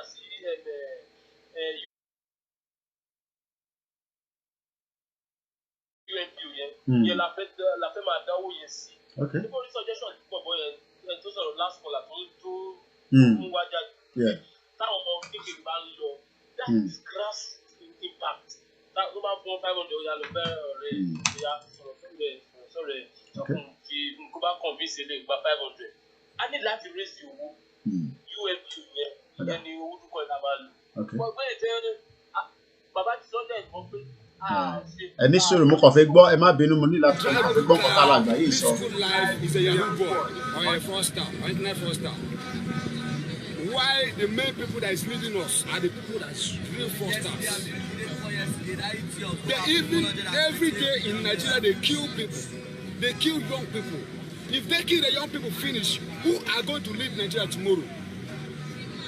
That is why we are here. We are demanding for the government to end SARS. We are here to demand for the police to end SARS. We don't want that squad.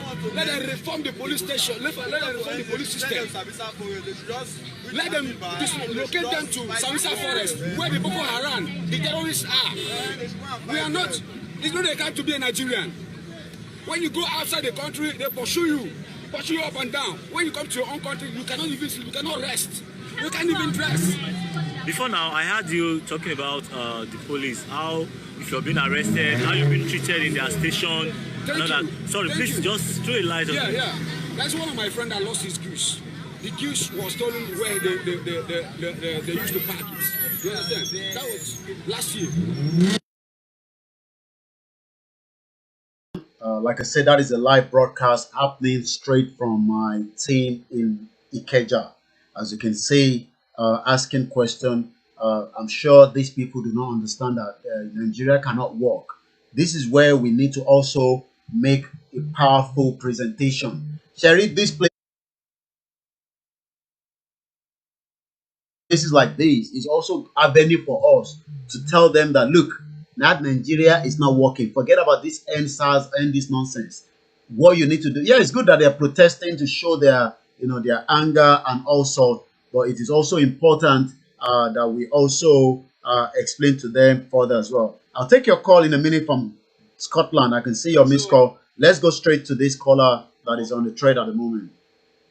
Okay, so I need every arsenal. Okay, about shake here because I can get more calls. Yeah. Yeah. Everything, all arsenal can need. So we should not leave anything out. The passport one is noted. The water matter is noted. Radio is noted. Talking to people grassroots is noted. And everything that might take one in election is noted. So we need a picture. Letter is important. The water matter is important. So we need a need. So let us know. Okay. Everything was important. Everything was important. Sorry, I gotta go to Scotland quickly. Egbon's okay. I like, but I don't to Scotland. Hello, not to where I could check that. Konira you. She gone. Shall I let you? Nipa or radio station I need to be honest, because I want you to only touch on one you data. But with radio station here, come out easier like to get people convenient. Now to a local Igboho. What they understand. I follow for you know school do and you nation and the perfect. They love it. But you will get information you can back in so it will back go easy. So what is the contribution here? I follow for one already. Most of our follow for you know it. I want you ready. I want you need action. That's it too. Action of action. More they understand. You depend on what you find. you don't want to stand to somebody at the end of the day. Come and call and just come back from the other man to pull you every more than time then people. So you're right. But charity you about work congress Baba to you Professor Evangelist. Now you're can register card breaking and load that the shinye I need the now about one voice I won't call in by she could try that the radio station you know what. So I'm about to Baba Facetv go to the two about she saw your suru I can about was suru. Ben. Radio station later so you consider it suru now. No. Fire to fire. Radio station.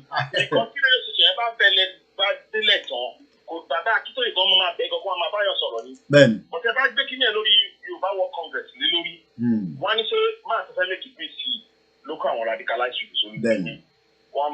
Because as far as the government concerned, our nation, what he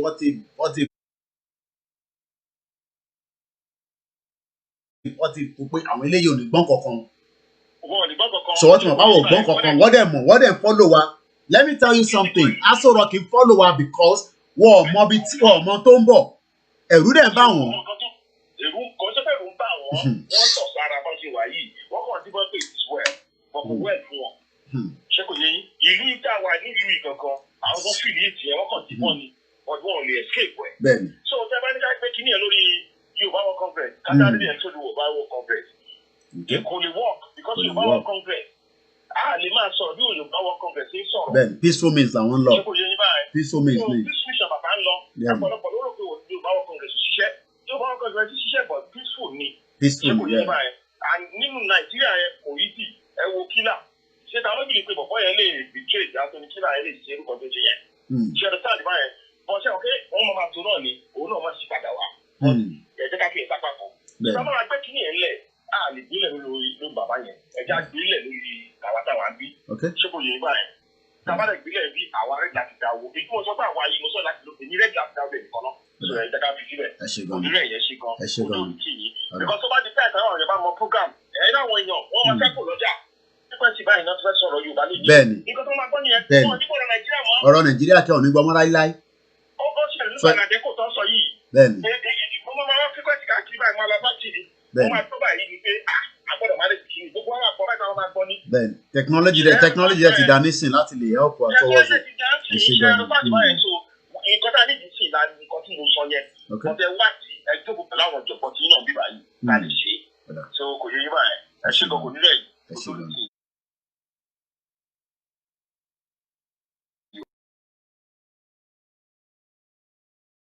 We have half an hour before the end of today's program. Nigeria at the verge of breakup. The number is +4475 940500979. Let us see. We've been looking at the petition and the poll and what next. What next can happen with different things. A lot of people wants to know how soon our coming out of Nigeria will be. How soon depends on so many factors. Some of those factors are what we are laying on the ground now. Some people believe. I say, let us get the awareness bar up more. Let us increase the awareness. If the awareness is about 70%, it will be easy for us to trigger so many things. But at the moment, the awareness is still far below 20%, not even talking about 15%. Àwọn tó ń tẹ̀lé ìṣẹ́gbẹ́ náà àfẹ́ election wà l'Ondo state, you are talking about Yoruba nation. Kí ni kàn pẹ̀lú yẹn? Nígbà tó ti release owó government or release ẹ̀, but àwọn ti gbàgbé pé tọ́mọ ẹ bá sick tó bá dé hospital kò ní rí ìwòsàn kankan. Akọ ní àmúwá Ọlọ́run ni.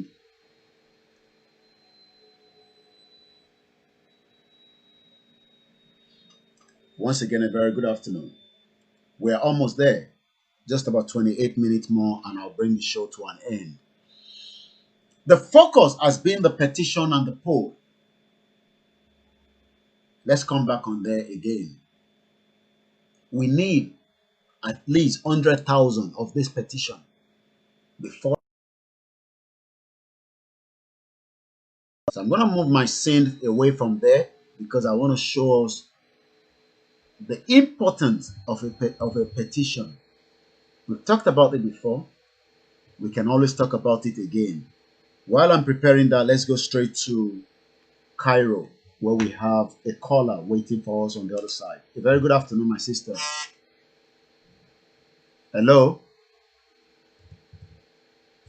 Okay.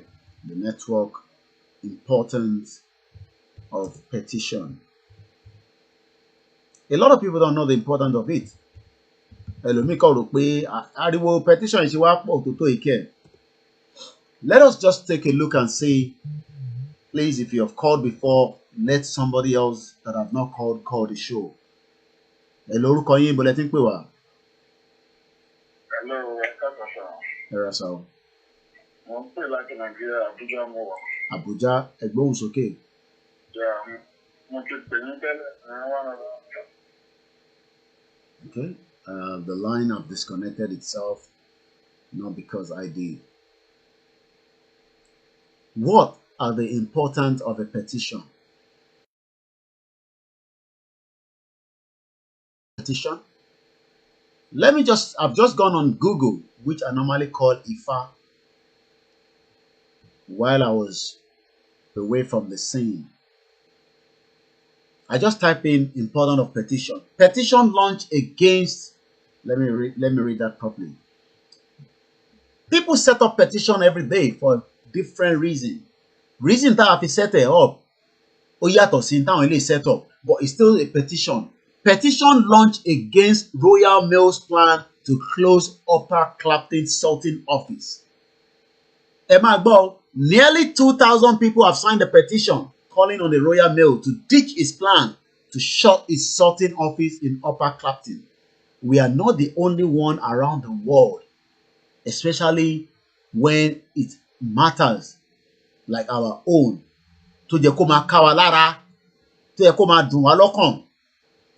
Some people will not be bothered at all. Petition. Importance of it. It is a way. It's the power of petition. Let's check what the Human Rights Library is saying. Petitions are a great way to show support. Ẹlòmíì sọ pé gbogbo petition yóò lè work. Forget about petition. Àní ká dá wàhálà sílẹ̀ sẹ́ gbogbo petition tẹ́ ń sọ òyìnbó gan nígbà. Let's go straight to our brother Temitope, okay, calling from London. Yeah, káàbọ̀ sórí ètò. Mo kàn fẹ́ dá sí ìtùnú ni. À ń gbọ́ yín. Jerry, lẹ́kùn tí mo kàn fẹ́ kí gbogbo àwọn ọmọ Yorùbá ká understand it. Easy way to do it ò ní pé ká sign the petition. Kí everybody easy way. Understand it. Ẹni tí petition yẹn tá bá pé 100,000 people. And then take action here. And she find this easy way to do it by petition. Cherry, Mr. Liam, Cherry, another second one to the radio station is a very, very good idea. We have to do it. Cherry yellow ma penetrate.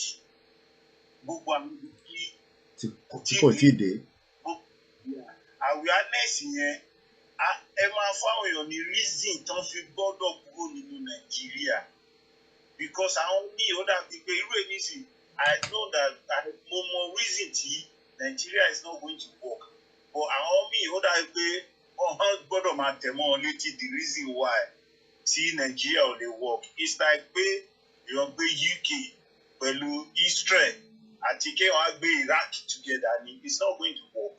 Will work in another 100 years is going to be failure. It's going to be so radio station Mr. Olaemi mo de fẹ́ kí work on it because even ẹgbẹ́ Yorùbá ti pọ̀ too much groups. Ó máa better kí most of Yoruba wà ní bóyá bí little group umbrella kan so wọ́n máa wà organized. Okay. So that's only a point tí mo fẹ́ kí àwọn èèyàn mo ń bẹ àwọn èèyàn all over the world. We are in trouble. Tí a bá lè make sure pé a sign a petition yìí or a put our together a kúrò ní under Nigeria, is going to be we are going to be in trouble. So advice me the time is exactly 15:38. This is an interactive platform. We won't take calls for a few minutes while I read some of your comments coming through on all our platforms. Check on Olayomi Koiki Facebook page. Yes, the link for the petition is available. Even if you go on our the Twitter, we already have it there. But let me quickly say this before I go back into some of the comments. You can see after 100,000 signatures, petitions are considered for a debate in the parliament. After 10,000 signatures, petition can get a breakup. Yes, we have already passed the 10,000. But we know that the government can neglect it, but they cannot neglect it when it's 100,000. Where is it? Okay, that's it here. When it's 100,000, yes, too many groups. Too many WhatsApp groups. People just open groups and call it Yoruba this, Yoruba that. It's good for awareness. It's good. Let's continue with that. But let us remain focused. 100,000. Wọ́n lè játari ẹ̀. But ṣe rí gbogbo 10,000 yẹn, wàá kàn gbé sókè, wàá gbé sílẹ̀ ni. But tó bá ti lè hit 100,000, definitely they would not have any more option. Let's read more of the comment. Thank God I have signed it and I've shared it both on Facebook and WhatsApp. That's someone on YouTube. The leader for now is Professor Banji Akintoye. This is Blue 94 on the YouTube. Everything should go through Professor Banji Akintoye, according to Alhaji Kunle Shita. J. Oguntumibi, Yoruba self-determination need a front leader. It will make everything easy, such like the IPOB and being led by the Mazi Nnamdi Kanu. That's one of the comments. Someone also, Bonnie Dex, up Oduduwa Nation. Wow. James Lincoln, politics of Nigeria doesn't improve the life of the citizens. Nigerian politicians are not there for the betterment of their people. Lead On says, if it starts today, you will see that people will come out and defend themselves. Those are some of the comments coming through from the YouTube. So I'm going to read some of the other comments as well from the other platform, from Olayomi Koiki Facebook page. Can we have a standard executive who will be doing meeting before it comes to live show? Because those bad leaders are watching us, but we need to agree on something before coming to live. Okay, I don't understand what you mean by that. It doesn't matter whether they watch me or not. Let me tell you what I've done before I bring the show to an end. In the last 3 days, I did something that majority of you might also want to do the same thing. I went onto the Ogun State official website, and I'm sure you can see what I'm doing. You can type in your own state, go on their website. I'm just waiting for this to load up. I don't know why it's slow. It shouldn't be taking that long. But we know from... I'll tell you what I did. Mo lọ sórí website Ogun State. Ẹlòmíì ò lọ sí state kankan kó tẹ̀ lọ wò bí wọ́n ní website or not. Majority of them have a website. And let me tell you what I've done. Please do... Okay, let me quickly take this caller. Or after this caller, please, I need a full concentration. Go ahead, please. Mr. Olayomi Kale. Mo kàn fẹ́ sáré sọ kankan mi ò mọ̀ bóyá àwọn ọmọ Odùduwà máa gbà. Bàbá tí ẹ lọ tí ẹni tí tó ń bá yín ṣiṣẹ́ tẹ. Mo fẹ́ sọ kankan mi ò mọ̀ bóyá àwa ọmọ Odùduwà tá bá lè bá ṣe pọ̀ tó yẹn tá bá lè donate bóyá 5,000 ni o bóyá 2,000 ni o ká kọ́ ilé mi sẹ́gbẹ̀ẹ́ ilé bàbá yẹn. So old one àwa rẹ̀ àwa kọ Àgbẹ̀kọ̀yà àṣà wọ́n máa kọ something Odùduwà Àgbẹ̀kọ̀yà.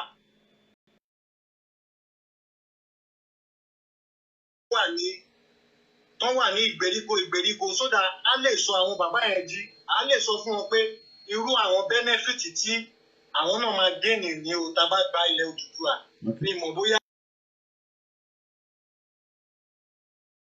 Lori, all right, no problem. Okay. Okay, right. Let's come back to 15:43 p.m. Friday, the 9th of October. My number +447594050979. I went to the Ogun State website. Let me tell you what I did. The majority of you can do the same thing. I was not interested in any area from there. All I did was I went straight to all the officials, the legislatures, they are Yorubas, Abibeko. And we want to start telling them in advance about the Oduduwa nation. I saw it like this. Let me mute that music at the background because that is from their website. I'm going to quickly mute that and then I'm going to come back up. When I got there, I looked at every one of them from the speaker all the way down. But you know what I've done? What I did was, you can see every one of them have a number. Every one of them have a contact number. Don't expect all these individuals. I don't know, but majority of them will not want a Yoruba nation or Oduduwa nation. I don't know. I'm just saying. Because they're still part of the government of today and they're under APC, majority of them. Anyway, everything is fraud. So every one of them like these have their number on the website. And you know what I did? I sent a link of our broadcast. Mokolete. Let me tell you how many links I sent to each one of them. Only 3 of them, Nikosini or WhatsApp. The remaining of them, and they've read it because they were online. So let me go straight and just, you can do the same thing by going into the website of other states within your own state. Even you from Ogun State, don't manage to say you want to bombard you with those messages. So what I did was, because you want to respond, they can't. But what you read it, every one of them, pata yàtọ̀ sí bí àyàn mẹ́ta tí kò ní tí kò sí lórí WhatsApp, gbogbo wọn lélẹ̀. And I did that on Sunday night. Alẹ́ Sunday ni mo send gbogbo message yẹn. How many link? Mo send the rally tá ṣe ní London. Mo send yẹn sí wọn. Mo send the rally tó ṣe ní Malaysia, ó di méjì. Mo tún send another one tó ṣe ní mo mọ̀lú kan tó ti ṣe lé, ó di mẹ́ta. Mo send ibi tí yàn kan tí alàgbà kan ti ń sọ̀rọ̀ ní London nínú rally yẹn, ó di mẹ́ta. Tèmi gan ti sọ̀rọ̀, ó di 5. Mo tún send another one sí wọn, ó di 6. Mo tún send ibi tí gbogbo link mi para. Ìjọ yẹn Mama Wa Dara talk show ó wà ní orí ètò, mo tún send tí wọn náà sí. Torí pé call yìí ń bọ̀ láti Nigeria, is a direct call. Let me quickly take it. Ẹ káàbọ̀ sórí ètò, orúkọ yín o. Ẹ káàbọ̀ sórí ètò. Àti wọlé, ẹ káàbọ̀ sórí ètò, orúkọ yín. Hello la kàn gbọ́. So I want you to do the same thing. Let me quickly take that and then I'll be back on my seat in just few minutes. Once again, Nigeria at the verge of break up. It will eventually break. But before it breaks, we all have a role to play. Ìṣọ̀kan ló lè mú wa délẹ̀ lérí. Àgbájọwọ́ la fi ń sọ̀yà. Ohun kan ló lè mú wa dókè. Ká ṣera wa lọ́kàn ọmọ Yorùbá.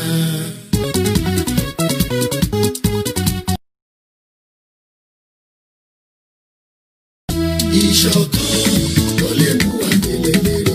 Àgbájọwọ́ la fi ń sọ̀yà. Ohun kan ló lè mú wa dókè. Ká ṣera wa lọ́kàn ọmọ Yorùbá.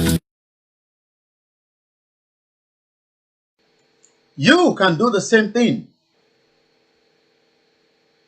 Let's start giving them that message slowly.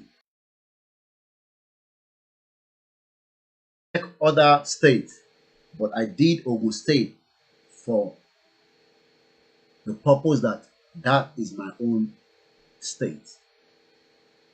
You can do the same thing. Go and find them wherever you can. Start sending them the message that we will not hold. Shall tell me that said this one? Lórí wọ́n respond sí mi lóòótọ́ àmọ́ ó ti dọ́dọ̀ wọn.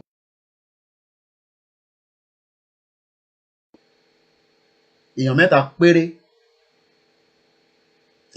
péré ni kò ní WhatsApp. So èèyàn mẹ́ta I must send it so àwọn direct. Mo ti send it, but I will eventually have to send it to them direct. Out of this might be part of our problem as we move ahead asking for a Yoruba nation. Ṣé rí gbogbo ojú wọn báyìí? Ṣé rí gbogbo wọn bẹ́ẹ̀? Ṣé rí ojú gbogbo wọn? Gbogbo wọn bọ́ ṣe wà bẹ́ẹ̀? Ẹ bá rò pé wọ́n máa tẹ̀lé yín. Bàbá ara lọ́lẹ̀ ń pa. They're not going anywhere with you because they believe in the contraction they call location 419.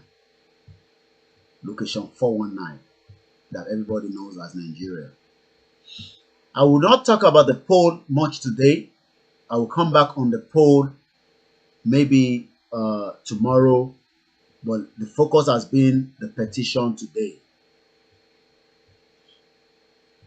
We're just about 10 minutes away to the end of the show.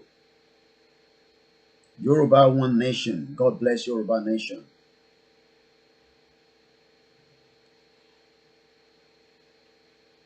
Thank you very much, CM Ingams. Stop. But we need to raise the awareness up a little bit more. Don't feel that because there is nothing.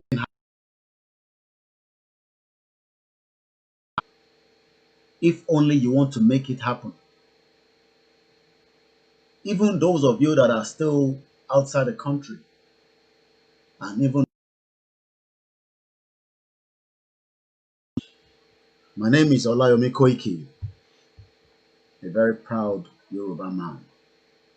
They've all opened it. They've all opened it. But none of them replied me. But they've opened it. And they're online. I know. Because you can tell if somebody's online. They're online. They've opened it. What is she? But they will be saying that this is not going to happen. But I am just giving them advance warning. Emma, prepare. Ilé tẹ́ ń ṣe lọ òun ni kẹ́yà máa ṣe o. Ní selection mi mọ́ rárá o.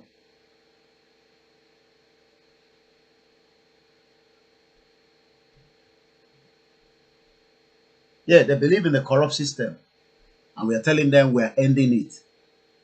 They will not be happy with all the links I've sent them. They will have watched it. They're all online right now. Some of them might be watching us. And also before I go, I received a call from the NURT, one of their members. Ó ní kí ló dé tá ń dárúkọ àwọn lórí live broadcast. Ó ní ọ̀dẹ̀ ló ń dárúkọ wa lórí live show. Mo ní intelligence that came to us ní ẹ fẹ́ lọ create a problem ní Ìbàdàn àti táwọn tó fẹ́ jáde ní rally lẹ́kọ̀ọ́. Ó ní orúkọ tèmi náà wà lára àwọn tó dá yẹn. Ó ní ìbọn ọmọ Yorùbá ní gbogbo wa. That was on Saturday or Sunday. I think it was on Sunday because I was off for 3 days. Just after will show me Tony. I'm talking about the NURT, the National Union of Road Transport in Lagos. One of them called me. Why am I mentioning their name?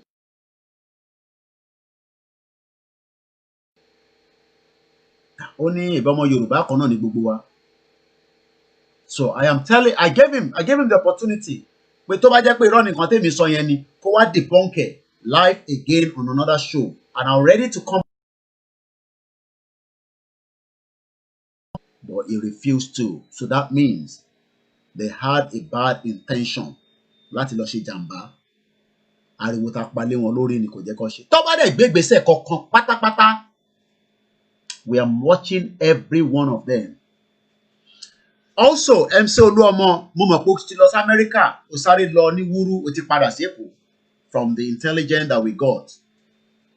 One of your concubine tó fẹ́ ṣèkómọ ní Atlanta, Georgia. Hall tó gbà tán ní bí a kọ́kọ́ ṣẹlẹ̀ ṣàwọ̀ jẹ́ kó lo hall yẹn ó dà pé double booking. Or bí a kò dẹ̀ book or something. Let's warn you. Talking about Oduduwa Nation or Yoruba Nation in Lagos and outside Lagos. Ẹ lè pa àwọn PDP kẹ́ para yín o. Remember, your whatever tó bá fi wọ America, ibẹ̀ orí airport ló ti máa detain ẹ. I'm talking directly to Musiliu MC Oluomo. And warn all your team.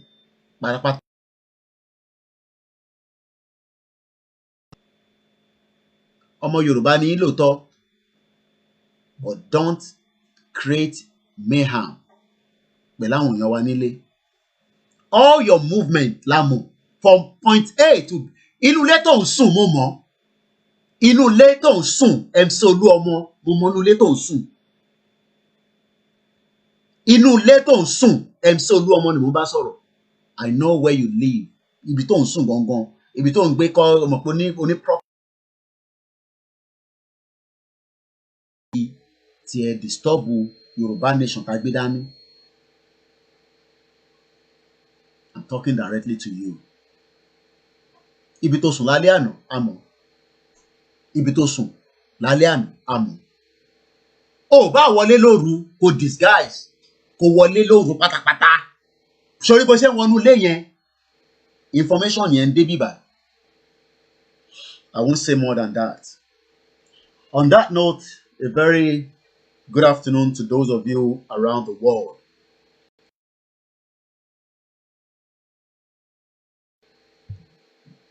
A radio station might be set up by somebody and we will promote it. Anyone can set it up. Any one of you that have the knowledgeable and the skills to do it.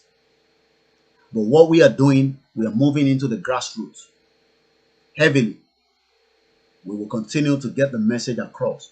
There are so many volunteers in Nigeria that wants to do so many things. But when there is no materials, they can only do less.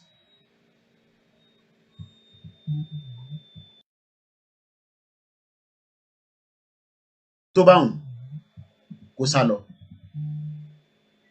But I am telling him, just for him to be careful, not to tamper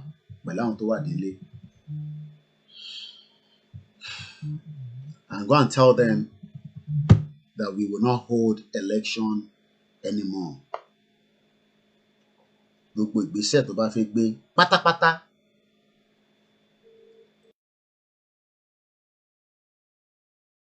Last one ló ń ṣe lọ. Ẹ jẹ́ ká gbé the last caller màmá wa Alájà. Ẹ káàbọ̀ sórí ètò.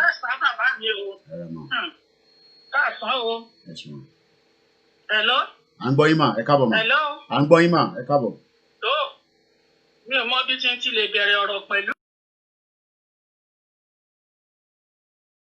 Gbogbo ohun tó gbé dání ìyàtọ̀ àwọn ẹlẹgbẹ́ yín, Ọlọ́run ó fún yín ṣe pẹ̀lú ìrọ̀rùn.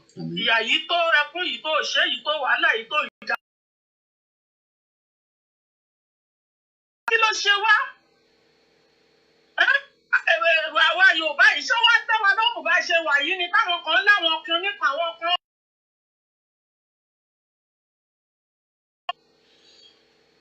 Oníṣẹ́ tó ṣọmọ fógún ọdún. Bí àkùkù ẹ ṣe kí ní padà lẹ́yìn ọmọ ni. Àti kọjú 20 ọdún, àti kọjú 30 ọdún, àti kọjú 40 ọdún. Ọlọ́run á gbà fún yín o. Ọlọ́run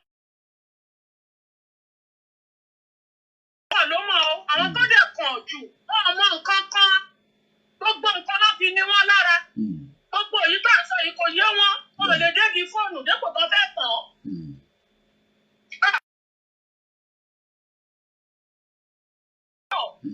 Ṣé lórí ọmọ kéékèèké ní ká sọ ni?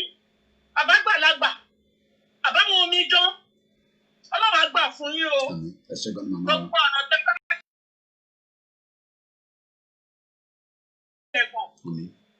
Ọlọ́run á dúró tì yín á wà pẹ̀lú yín. Gbogbo ohun tó bá gbà náà la máa fi ṣe. Pọ̀ wàhálà yìí pọ̀, ìdààmú yìí pọ̀, àwa nìkan la wà láyé ni. Àwa mú nǹkan kan wálé ayé àdẹ̀ ní mú nǹkan kan lọ. Kí ló wá ṣe wá? Àfàwọ́.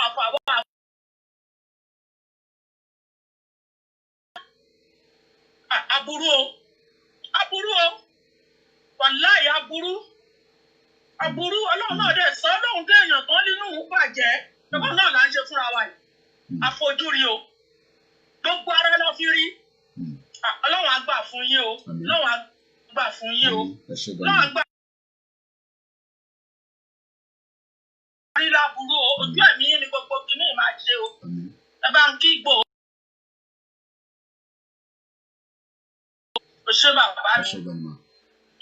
And that will be my last caller, and then I'll just close.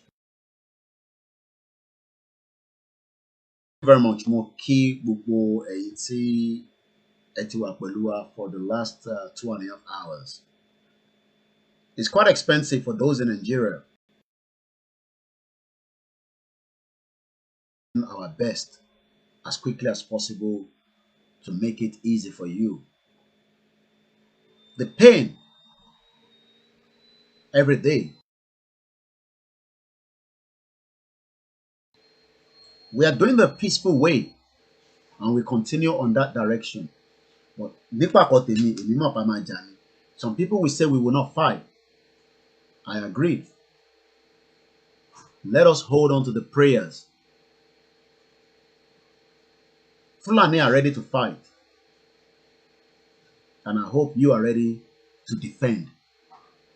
That means we are defend the Ilewani. Àwọn náà ń sá nǹkan.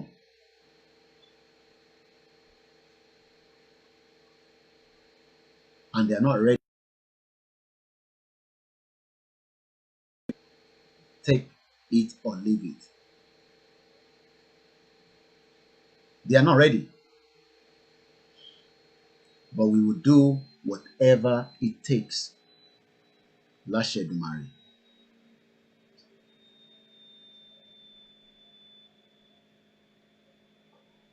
I will fight this till the end.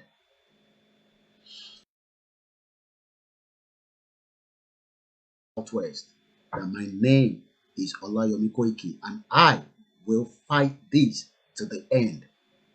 This is their last dispensation. And to ba believe ẹ jẹ́ ká fi yẹn sílẹ̀ tásìkò lè máa fi tó.